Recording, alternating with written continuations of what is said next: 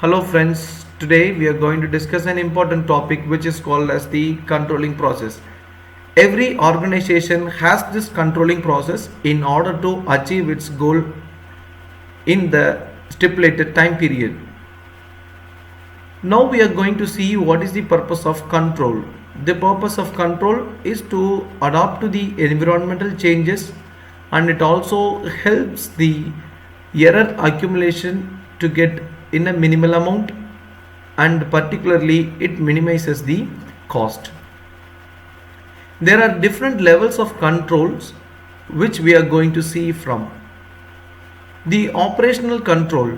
The operational control which focuses on the transformation of any resources into either product or services.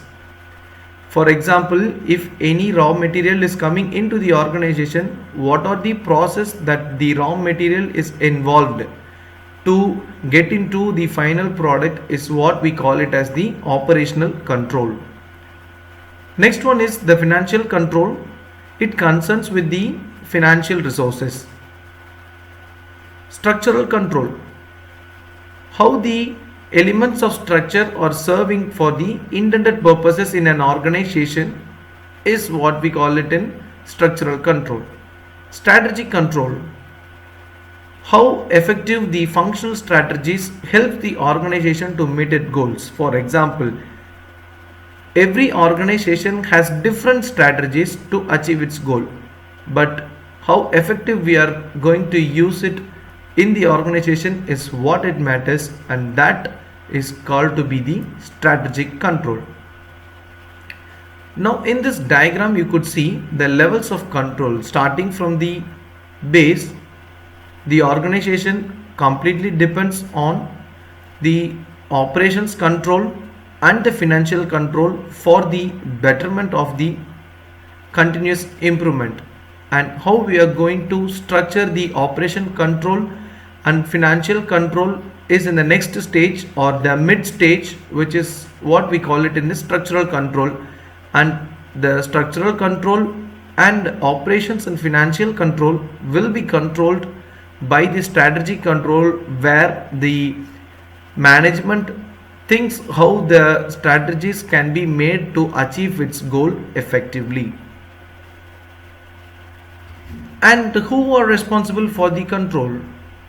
We all know that the levels of management, the people who are in the top level management and the middle level management, or we call it as the managers, they are completely responsible for the controlling.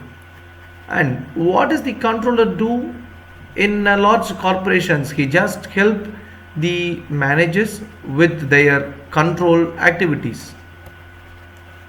Now we are going to see few important terms or two important criteria which is followed in an organization, that we call it as the budgetary control. In other words, we are going to see how a budget is controlled in an organization effectively. Before going to a budgetary control, let us all try to know what is a budget is all about. Budget is nothing but the financial estimation which is used to achieve any object through the budget that we calculate, and it involves the planning and coordination of all employees and the control techniques and the effectiveness of how we are going to use this budgetary control. Now the budgetary control, it is nothing but the establishment of budgets relating to the responsibility of executive to the requirements of a policy. Considering the policy and the goal, the budgets has to be framed in every organization. The few salient features in the budgetary control are listed out, and it starts with the objective and the activities. In order to achieve the objective, what are the different types of activities we are going to follow, and the plans, the action plan of how we are going to execute it, and the performance evaluation. The performance evaluation may be done for every individual in an organization, either weekly, monthly or yearly. And the control action, in case if any plans are not achieved, what are the corrective actions that we are going to take, is all everything have to be defined in the control action. There are few classifications of budgets which is categorized based on four parameters. The first one is time period. Under time period we could see long term budget and short term budget. The conditions, the basic budget and the current budget. Capacity, fixed budget and flexible budget. Coverage, functional budget and the master budget. So what is a long term budget? So we all know long term is a budget which is calculated then 1 year. For example, it is nothing but the R&D, which is nothing but research and development budget. Short term budget is just the opposite of long term budget, which is calculated less than a year. We can call cash budget as the short term budget. Basic budget, it remains unaltered, and the current budget, it depends on the current conditions of the organizations. And the fixed budget, it remains unchanged for all the organization. There are few budgets which will be remaining unchanged, and calculating the cost which is involved in every organization is what we call it as the fixed budget. And what is a flexible budget? Flexible budget or budget which is involved, the cost is involved for the different levels of activity. Functional budget, every individual functions in an organization has a different budgets or different cost which is involved. So for that, if we calculate the budget, we call it as the functional budget. And finally we call the profit and loss budget is a master budget. Now we are going to see the budgetary control techniques.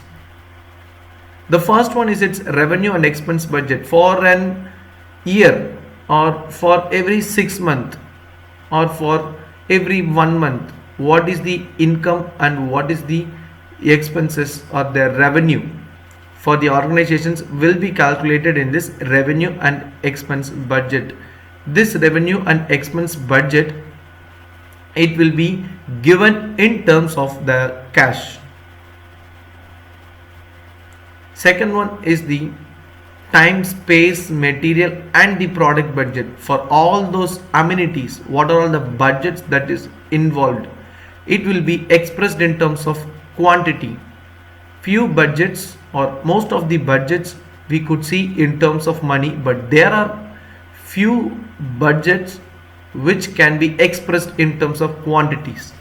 That is called as the TSM and P budget, which is called as time, space, material and the product budget. Next one is the capital expenditure budget, where the capital expenditures for plant, machinery, equipment, inventories and other items will be calculated. The importance of capital budgeting is listed out here, where it involves the large amount of funds and the irreversible decisions will not be taken place, and the monitoring and controlling of expenditure is happening, and the transfer of information is fast, and the minimization of wrath or the minimization of the confusion is possible, and it is useful for the achieving any organization in terms of long term. The next one is, we call it as the cash budget. It simply forecast the cash receipts in the month of June to May. Say it for example, June to May or June to April, what are all the amount which is, what are all the cash which is coming in and going out is represented in terms of a receipt, which is called as the cash budgets. Next one is the variable budget. So variable budget, it is the analysis of expense items to determine how individual cost should vary with the volume of output. So depending upon the activities which is involved, depending upon the various parameters, and considering the present situation or the current situation in an organization, the variable budget changes. Next one is what we call it as the supplementary budget or zero based budget. This zero based budget, it starts each package from the base zero, and budgeters they calculate every cost. It starts from a zero, it starts from void.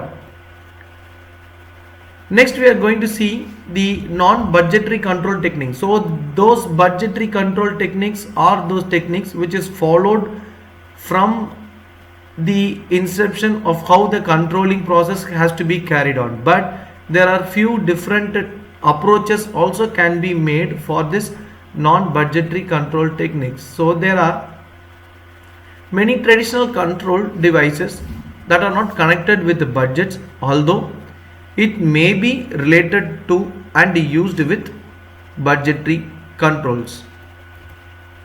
The first one is the statistical data.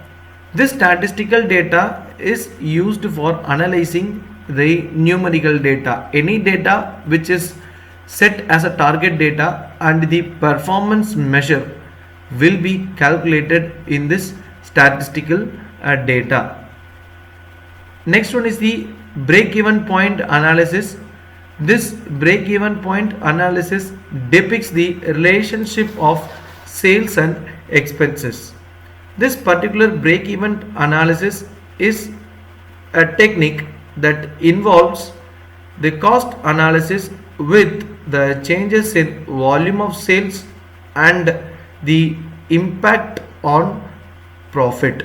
So for example, if you see this graph, this is the constant revenues, this is the sales revenue, and this is the fixed cost, and the total cost is marked over here, and the concurrent point for the total cost and the sales revenue meets at one point which is called as the break-even point. This break-even point determines whether the organization is under loss or is under profit.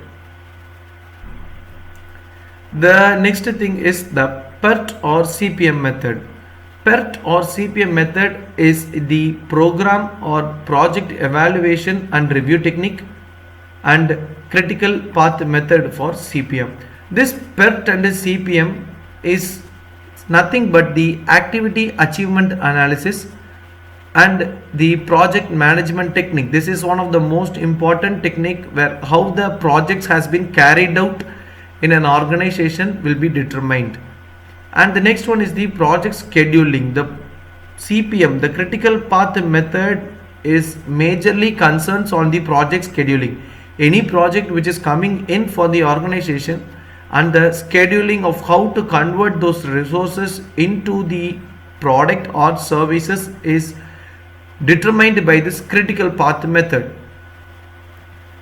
And the Gantt chart. So this Gantt chart, it is a type of bar chart. It illustrates the project schedule. Once the project is scheduled through PERT and CPM, the performance of that particular task will be carried out by this Gantt chart. The Gantt chart, it illustrates the start and finish dates of terminal elements and the summary elements of the project.